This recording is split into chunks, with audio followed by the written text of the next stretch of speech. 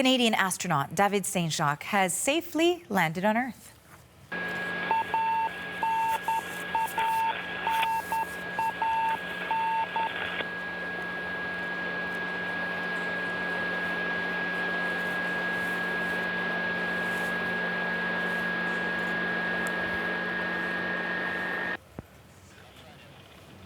And you see that puff of smoke, that means the soft landing engines have fired and the capsule is on the ground.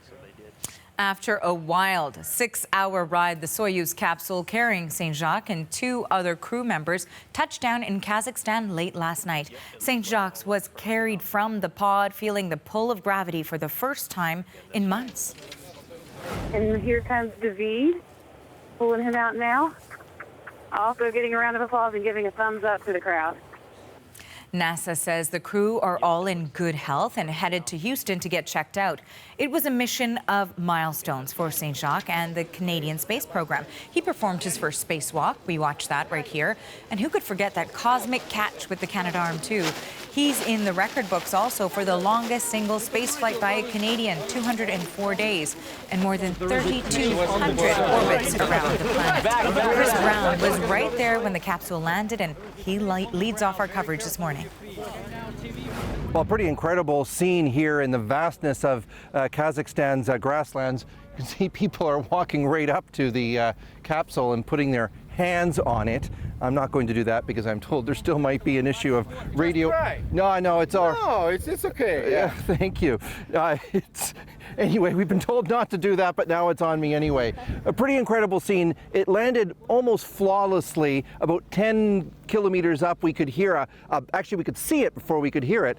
We saw the giant parachute almost 1,000 meters wide, and then the capsule drifting down below it, and then a couple seconds later, a bang, and that was from the sound of the parachute being released. Everyone, a very large military contingent, 10 helicopters, all sorts of observers from NASA and Russian Space Agency, everyone rushed over here, and not long afterwards the astronauts began emerging from the capsule. For David Saint-Jacques, perhaps he had the worst of the 3 of them. He didn't look good. He looked like he was feeling extremely nauseous, and that's totally to be expected given the impact of gravity on your body. Yeah, so just fell back from the sky. Gravity is not my friend. But you know what's striking me is the smell of grass, the smell of the wild grass here. It's just beautiful. And Thank does it feel like you're all messed up inside or what? Yeah, I mean, gravity is not my friend. I'm having these, I need to learn to walk again. Anne McLean, on the other hand, the American, she actually smiled. She told me when I asked her, she's ready to go right back up there again. Astronauts are getting checked out at a medical tent, and they'll soon be on their way back to North America. They'll be airlifted straight to Karaganda and then a flight to Houston. Chris Brown, CBC News in central Kazakhstan. David Saint-Jacques says he needs, as you heard there, to learn to walk again after setting a Canadian record for the longest single spaceflight at 204 days. He touched down back in Kazakhstan safely and on schedule, but the process of readjusting to gravity is only just beginning. Feeling the first effects of gravity after 188 days of weightlessness. That's Bob Thirsk from the Canadian Space Agency, the flight engineer, wrapping up his 6 months in space. Our next guest is one of the few people in Canada who can tell us about that readjustment phase. That's Robert Thirsk, back in 2009, coming home from his time on the ISS. He spent 187 days in space flight and 204 days in total in space, spread across the 2 missions.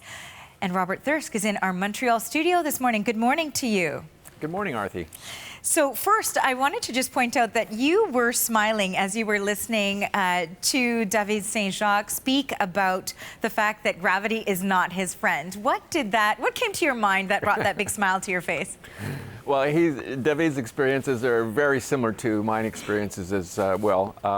On that first day, it's difficult coming back. Every organ system in the body has to readjust to this 1G world that we take for granted, including his cardiovascular system, which may not be pumping blood quite as strongly post-flight as it did pre-flight to his brain. So he's feeling a little bit lightheaded right now.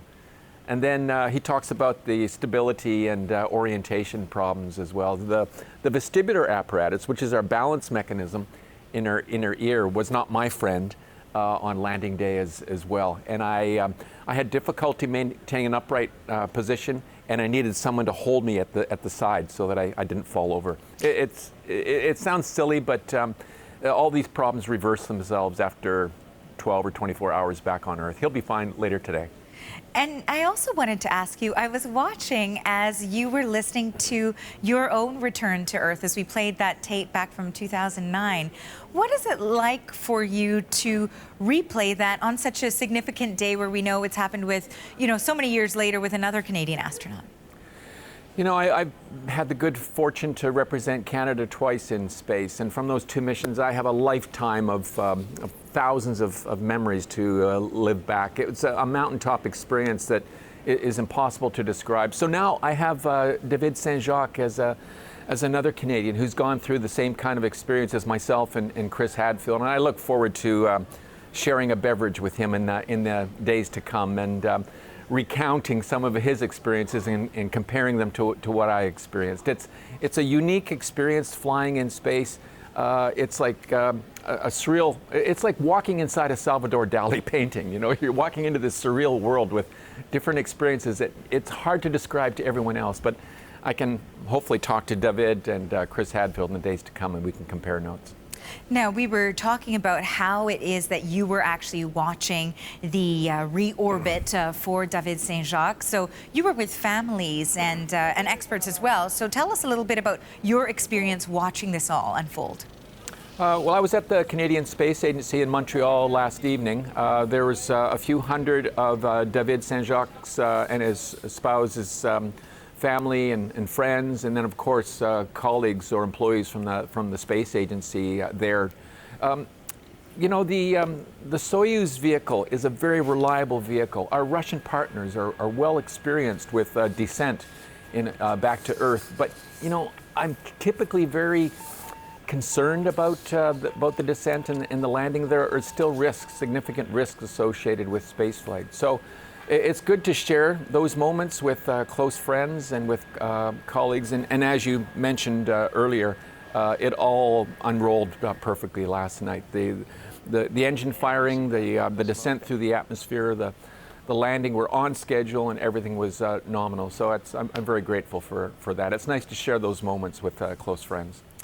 Now, aside from, of course, the milestones that were reached by Saint-Jacques, we also know that this almost could be somewhat of a pivotal moment when it comes to the future of space exploration, when we see the longest space flight, for example, with 204 consecutive days.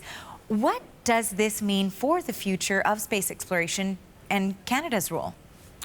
Well, Canada, through David Saint-Jacques' mission, has become even more experienced in space operations. So spacewalks, David did another spacewalk by a Canadian. He did robotic manipulation with the Canadarm2, for example, assembly of the space station, repair of the space station.